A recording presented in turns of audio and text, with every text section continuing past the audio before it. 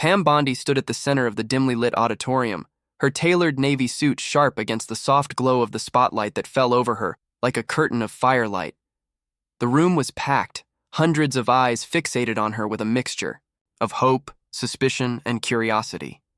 Some had come expecting nothing but political theater, others had come to believe. But no one was ready for what she was about to reveal. She stood motionless for a moment, her hands resting on the podium, lips slightly parted, as if drawing in the courage from the silence. Then, in a voice that trembled only faintly with restraint, she began to speak. "I was told to stay quiet. I was warned," she said, her voice slicing through the hush like a scalpel. "But silence is complicity, and I refuse to be complicit any longer." A ripple moved through the audience, as if the very oxygen had shifted weight. She reached into a sleek leather folder and pulled out a bundle of aged papers, some marked with redacted lines, others bearing signatures that once carried unquestioned authority. She held one up. "This," she said, her tone now rising, "is the original memo authorizing the concealment of evidence in a case that cost a man 15 years of his life. Innocent. Forgotten." Gasps rose like steam from boiling. "Water." "There are names," she continued, her eyes scanning the pages. "Judges, attorneys, investigators. They knew. They passed the file from desk to desk, burying the truth beneath bureaucracy. And all of them were rewarded, promotions, campaign endorsements, cozy appointments. Every eye was locked on her. Phones began to lift, hands trembling, recording every word as if documenting history." Pam took a step back from the podium, then advanced again, this time slower, leaning into the microphone like a confession in a cathedral. "I've worked within this system. I've seen the gears turn, and at first I believed the rust could be cleaned away with enough light. But what I found was rot." A woman in the third row clutched her chest. A man near the back stood up slowly, then sat back down, as if his knees buckled beneath the weight of what he was hearing. Pam turned to a large screen beside her, where an image flickered to life. A scanned court transcript. "Read it," she said, almost whispering. "Now, line 47. The witness was coached by the prosecution prior to testimony. That line was removed from the official record." The audience inhaled sharply, as if punched by invisible hands. She moved on to the next slide. A financial report. "This is where the trail leads," she said. "Money moving from campaign super PACs to private law firms. Law firms that just so happen to have former prosecutors on retainer. Prosecutors who shut down investigations before they even had a chance to begin." The lights in the room seemed to flicker for a moment, or maybe it was the weight of her words that made everything feel unstable. She paused, letting the silence expand until it almost became unbearable. Then she said, "These are not isolated incidents. This is a pattern, a network, and it's growing." A murmur of disbelief, panic, and outrage spread like wildfire. People shifted in their seats, whispering fiercely to one another. A young man in the front row had tears running silently down his cheeks. An older woman mouthed the word "finally" with her hands clasped tightly in her lap. Pam's hands trembled slightly now as she brought out another document. This one kept me awake at night," she said, her voice cracking just a little. "A judge deliberately altered sentencing recommendations in exchange for campaign contributions, and I have the receipts." She dropped the paper onto the podium like a gavel, the sound sharp and final. The air was thick now, as if the room itself had become an accomplice to the tension. "Do you know what it's like?" she asked, eyes scanning the crowd. "To sit across from a grieving mother and know the people who could have helped her child are the same ones who wrote speeches about justice while stuffing checks into their pockets?" A long, painful silence followed. Then, slowly, people began to rise one by one. They stood, not clapping, not shouting, just rising in solemn acknowledgement that something irreversible had just happened. That the curtain had been pulled back and behind it was not simply corruption, but betrayal. Pam Bondi stood alone at the podium, chest rising and falling, eyes glistening. And somewhere in the darkness, a quiet voice whispered, "Keep going." She did. She took a long breath, steadying herself, because what came next wasn't just damning, it was dangerous. With a flick of her finger, she tapped the screen again. A video began to play. Grainy footage, time-stamped and watermarked, showing a dim office with a city skyline blurred in the background. Two men, one in a suit with a distinct gold watch, the other with a badge clipped to his belt, stood by a desk exchanging a thin envelope. The audio was faint but unmistakable. "He won't talk?" the man in the suit asked. "No. He'll take the deal. He's scared." "And if he doesn't?" There was a pause, then a slow, cold smile. "Then we make sure he never gets the chance." The video ended abruptly, leaving the room in a stunned, breathless silence. Pam's voice broke through the stillness. That was Assistant District Attorney Carl Hendricks, caught on private security footage in an office registered under a shell company tied to 3 high-level donors of the state's Judicial Election Fund. The man with him, Detective Thomas Levins, was found dead 6 weeks later. "Accidental overdose," the report said. But he didn't even drink. He didn't even smoke. There was a low moan from someone in the audience, a sound so human, so full of sorrow and disbelief, it seemed to resonate through everyone's bones. Pam took a small step forward, her voice quiet but razor-sharp. "I spoke to his widow. I looked her in the eye and told her I would find out the truth. And this is the beginning." She placed a flash drive gently on the podium. Contained on this are over 100 files. Emails, bank statements, call logs, surveillance stills. I've made multiple copies. One is with a federal oversight committee. One is with a reporter who has nothing left to lose. One is with someone I trust with my life. So if anything happens to me, anything, this doesn't die. The crowd began to murmur again, this time louder, a slow burn of realization turning into heat. A man stood up and yelled, "What do we do with this? What now?" His voice cracked, raw with urgency. Pam didn't answer immediately. She looked at him, no, through him, and seemed to see the question that lived behind his words. Not just what to do, but how to survive in a world where this had been allowed to fester. "What we do," she said slowly, "is refuse to look away." She reached beneath the podium and pulled out a small stack of folders, each labeled with a different county, each marked with sticky tabs and color-coded highlights. "This isn't just one city," she said. "It's not just one office, it's systemic. And these are the cases they tried to bury. People imprisoned on manufactured evidence, prosecutors cherry-picking juries, judges holding closed-door sessions to decide sentences before trials even began." She handed the folders to volunteers near the edge of the stage, who took them solemnly and began passing them into the crowd. "These are the people who have no voices. Some are dead, some are still rotting in cells. Some never even knew they were betrayed. They thought justice had failed them, but justice didn't fail. It was hijacked." As she spoke, a woman stood up and shouted, "My son!" "He's one of them. You just said his name. Jason Hall. He's been in for 8 years. 8. We begged for someone to look at his case, and they told us to move on, that it was final." Pam turned to her, eyes welling with a quiet sorrow that only truth can summon. "I read your son's file," she said. "He shouldn't be there, and we're going to bring him home."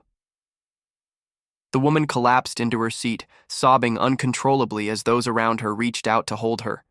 Strangers, joined in a bond forged by pain and revelation. Pam lifted her eyes once more. "This isn't about politics anymore," she said. "It's not about red or blue or who gets elected. This is about the soul of justice. It's about truth. And I don't care how long it takes or how dangerous it gets. This will come out. I won't stop." The audience erupted, not in cheers, not in applause, but in a chorus of voices shouting, crying, demanding, not a performance, but a reckoning. And Pam Bondi, standing amid the thunder of awakening hearts, knew this was only the beginning. The machine had stirred. The truth had teeth now, and she had just taught it how to bite. The following morning, headlines exploded across the nation. their fonts screaming words that had once seemed unimaginable. Bondi Blow's whistle on judicial corruption was plastered across television screens, news apps, and newspapers alike. Cable news anchors sat with stunned expressions, replaying her speech, dissecting her every word with a mix of awe and uncertainty. But in the corridors of power, behind thick doors and tinted windows, fear was already taking root. In a quiet office atop a marble-floored courthouse, a judge known for his iron smile and lifetime appointment stared at his phone, sweat glistening, at his hairline. He replayed the footage, Pam's voice, that damning video, the documents now flooding the inboxes of journalists. He recognized the signatures, the dates. Some of those memos bore his own initials, scribbled in haste years ago when he thought no one would ever connect the dots. Across town, in a glass tower where law firms scraped the clouds, a group of senior partners sat around a conference table. One woman stood with her arms crossed, her voice as cold as the espresso left untouched before her. If she really has what she says she does, we're not looking at fines. We're looking at disbarments. Prison. A man across from her rubbed, his temples whispering, "She can't win. Not against this many of us. It's not possible." But it was already too late to stop the spark. It had leapt into dry timber, and now it burned through cities and counties, through forgotten case files and dusty archives. Meanwhile, Pam Bondi didn't sleep. She was surrounded by manila envelopes and USB drives, by handwritten notes on yellow legal pads and names she recited like a litany. She had turned her rented apartment into a war room. The walls were covered in timelines, printouts, maps with red thread connecting cases across the state. There were voices on the phone now, people who had once been silenced, now reaching out through burner phones, anonymous emails, trembling, calls in the dead of night. A former clerk confessed that a district attorney had ordered her to shred post-conviction appeal notices. A retired judge, his voice brittle and worn with guilt, told her he had sentenced a young man to 25. Years after being pressured by a senator's aide. "I wanted to tell someone," he said, "but I was a coward." She wrote every word down. The threats came next, as everyone knew they would. An unmarked envelope arrived at her doorstep with a single typed sentence: "Drop it or disappear." There were no fingerprints, no address, only silence waiting outside her windows. Her car tires were slashed one night. Another time, her laptop was stolen, but nothing else in the apartment was touched. The message was clear: "We're watching." Still, she pressed forward. The public rallies began within days. In Miami, over 2,000 people marched holding signs that read, "Free the innocent" and "We believe Bondi." In Tampa, students staged a sit-in outside the county courthouse, demanding a full investigation. Local news stations interviewed families who hadn't spoken to reporters in years. They cried on camera, showed photographs of sons and daughters, shared stories of lives destroyed. At one of the protests, an elderly man approached Pam with a faded photograph in his hand. "My grandson," he said, voice trembling. "He's gone now. Took his own life after they branded him a felon. He was innocent. I always knew it. Thank you for saying it out loud." Pam held the man's hand as he wept, and in that moment, she felt the unbearable weight of every file she had ever opened. The stories weren't just ink on paper, they were people. Breath, blood, families. Behind the scenes, the political war began. The governor held a press conference where he called Pam reckless, accusing her of igniting chaos with unfounded allegations. But before the press could ask questions, a whistleblower released audio from a private dinner between that same governor and a judicial campaign strategist. In the clip, the governor laughed and said, "She better hope she's got good security. You know how things disappear around here." That audio leaked in under 12 hours. By nightfall, his office windows were dark. Pam's team grew. Volunteers and legal scholars offered help. Former law students began combing through court transcripts. A private security firm offered protection after hearing about the threats. And still, every night she sat alone with her notes, reading letters from prisoners, family members, victims, and witnesses too terrified to speak. Until now. One letter arrived from a prison upstate. It was written in blocky pencil strokes. They lied about me, but I stayed quiet. I thought no one would ever care. If you're reading this, then maybe it's not too late. She pinned that letter to the wall, beneath the words she had written at the top of the timeline. The truth is coming. And it was.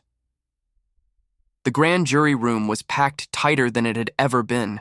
Federal investigators, state-level agents, and watchdog. Attorneys sat shoulder to shoulder, every one of them holding a piece of the storm Pam Bondi had summoned.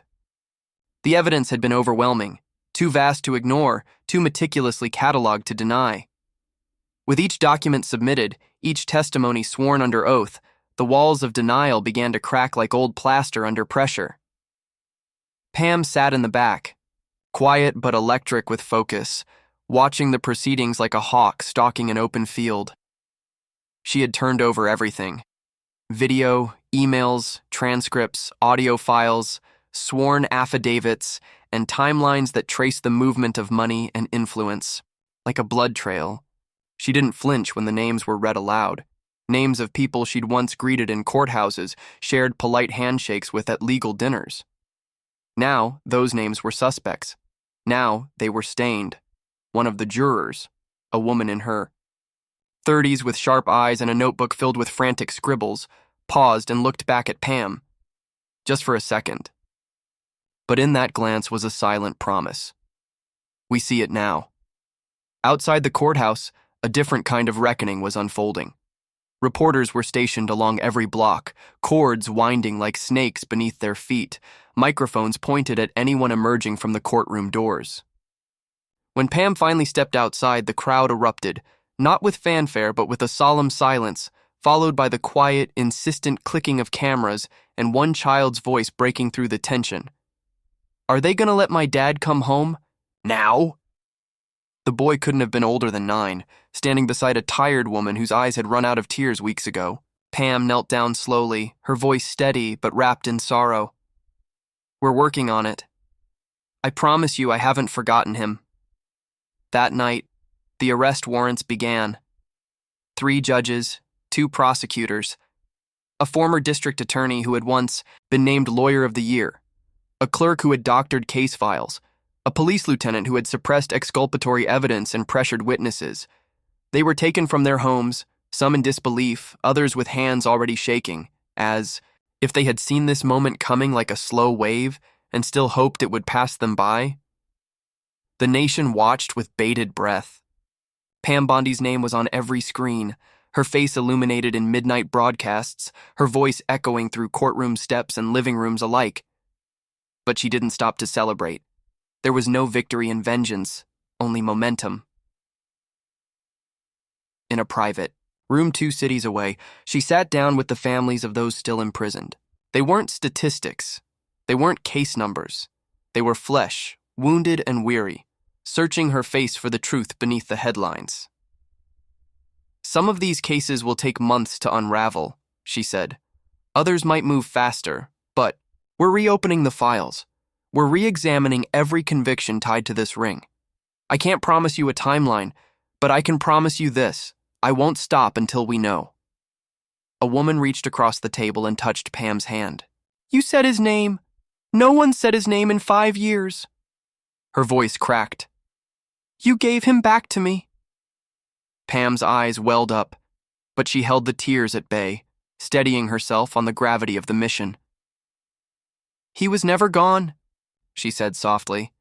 "They just buried him under lies. We're digging him out." But as the movement grew, so did the danger. Pam's security detail was now around the clock. Her phone pinged constantly with encrypted messages, her email flooded with both gratitude and venom. For every thank you was a death threat. For every plea was a warning. A message came late one night, 6 words typed in all caps. "You think this is over?" "Ha!" She stared at the screen for a long moment before deleting the message. Then she returned to her notes. The opposition grew bolder, too. Legal pundits began to appear on cable news, calling her obsessed, unhinged, out for revenge. They brought on former colleagues who painted her as a woman with a grudge, a former attorney general desperate for relevance. But for every talking head, there was a mother, A father, a sister, a child. People who stood on courthouse steps holding pictures of their loved ones, not with slogans, but with quiet dignity. Pam's strength wasn't in spectacle, it was in precision. She went case by case, each like a stone in her hands, examining its edges, its weight, its history.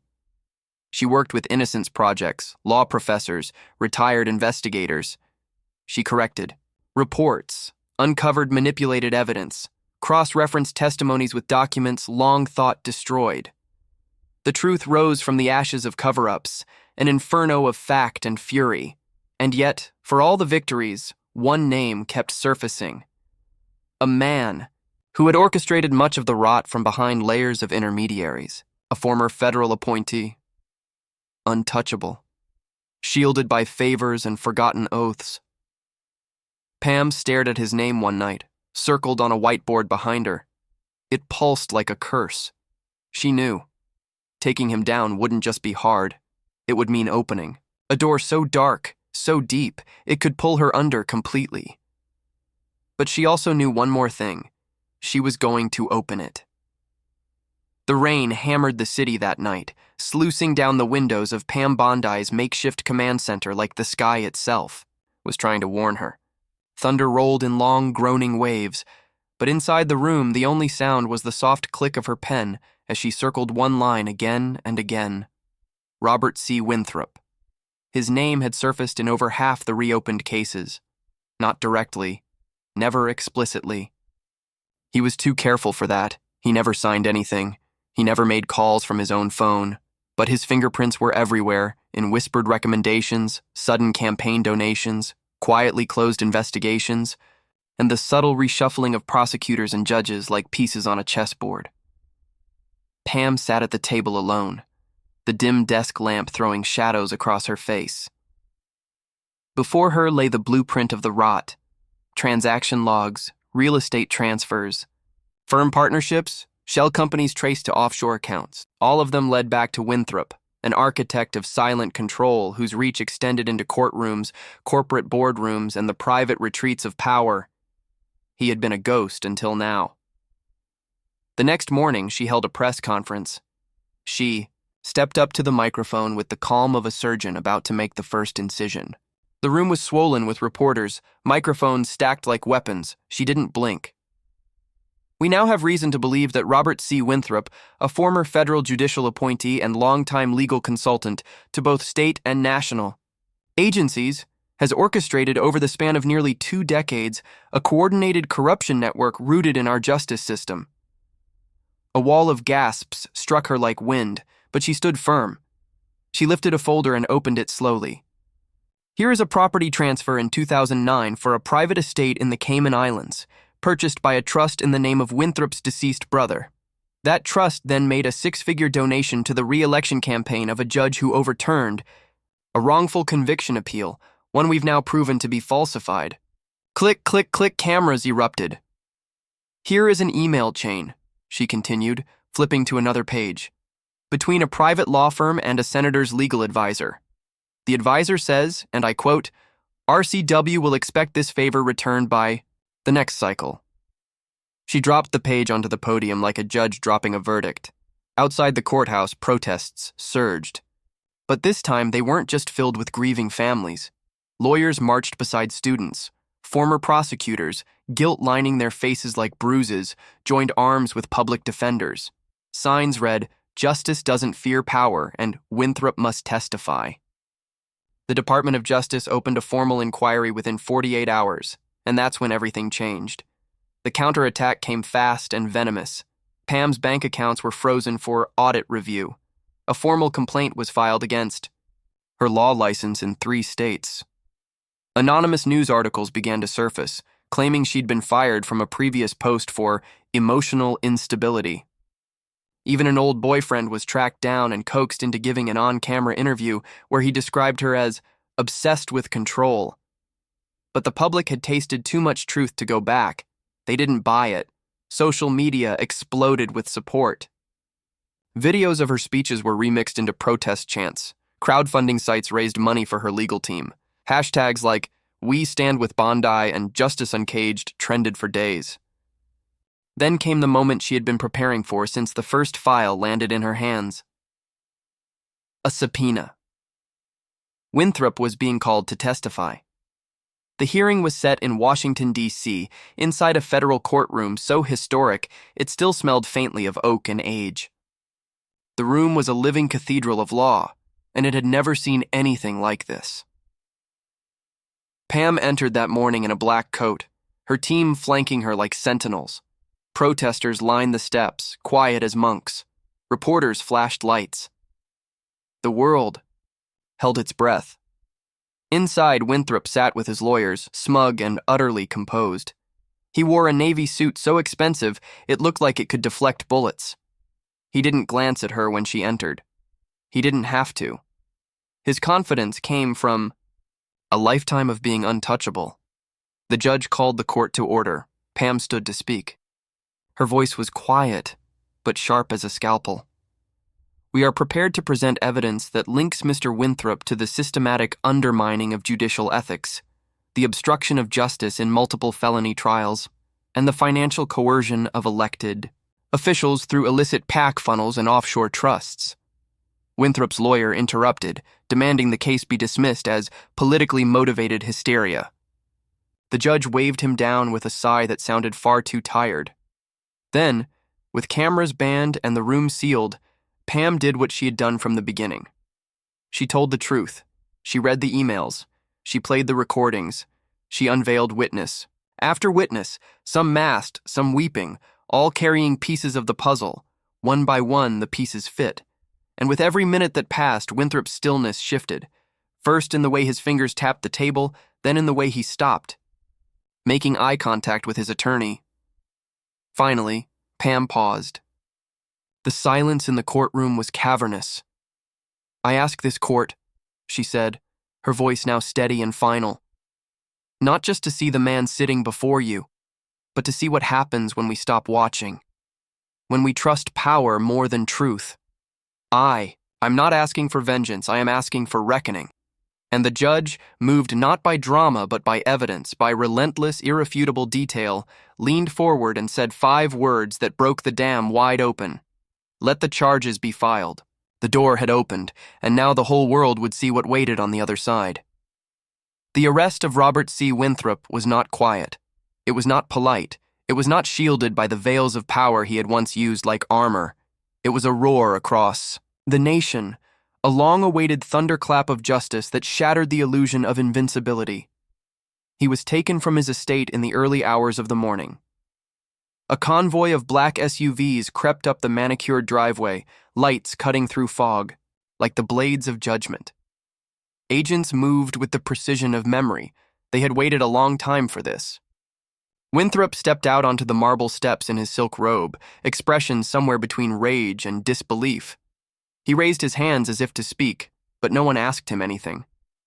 They read him his rights instead. The footage leaked within hours.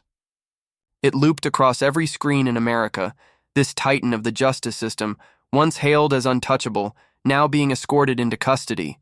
It wasn't just symbolic, it was seismic. Pam watched it from her apartment, alone, the glow of the TV flickering across her tired face. She didn't smile. She didn't cry. She just exhaled, as if the air in her lungs had been trapped there for years. But justice was not a moment. It was a movement, and her work was far from over. The Department of Justice launched a full-scale operation, assigning a task force to unravel every corner of the network Winthrop had cultivated. Files were unsealed. Grand juries were formed. New indictments dropped like hail. A second wave of arrests swept across the country.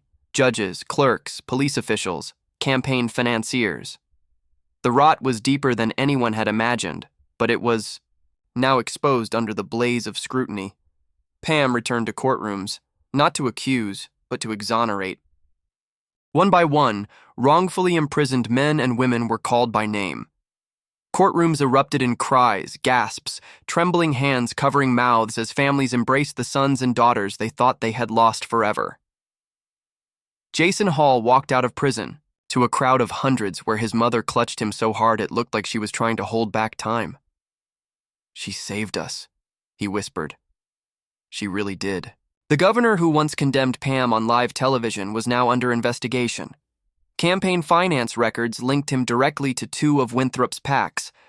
When a journalist asked if he had any regrets, he responded with silence and shuttered doors.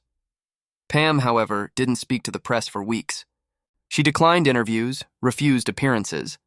She buried herself in the cases still pending, because for every person freed, 5 more waited in silence. Then one morning, she received a letter. It came on cream-colored paper, folded neatly, handwritten, in a rough, deliberate hand. Ms. Bondi, I was one of the ones who stayed quiet. I let it happen. I saw what they did and I was too afraid to speak. I don't know if I deserve forgiveness, but I want to help. I know where the rest of the files are. Tell me what to do. She folded the letter carefully and tucked it into her jacket. The reckoning wasn't finished. It never would be. But now, the silence that once protected the guilty had become the weapon of the innocent. Pam gave a speech 1 month later, standing beneath the Capitol's shadow. Not for applause, not for power, for remembrance. We are not here today because justice triumphed, she said. We are here because justice fought, because we fought, because we refused to accept a world where truth was buried and lives were disposable. She paused, looking out at the crowd, not as a hero, but as a survivor. You may think I started this, she said, her voice soft but unyielding. But it was never just me. It was every name written in the margins of forgotten files. Every mother who refused to stop asking questions. Every man behind bars who believed someone would listen. A standing ovation erupted, but she didn't raise her hands. She stepped down from the podium, walked through the crowd, and sat beside a woman whose daughter had just been freed. She held her hand and whispered, "She matters. Still." And across the nation, the system began to shift. Slowly, painfully. Laws were rewritten. Oversight committees were created. Case review boards were funded. The words Pam Bondi became more than a name.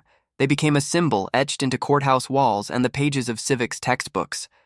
Not because she sought it, but because she earned it, because she had done what no one else dared. She pulled back the curtain. She named the darkness, and she lit a fire that no one could extinguish.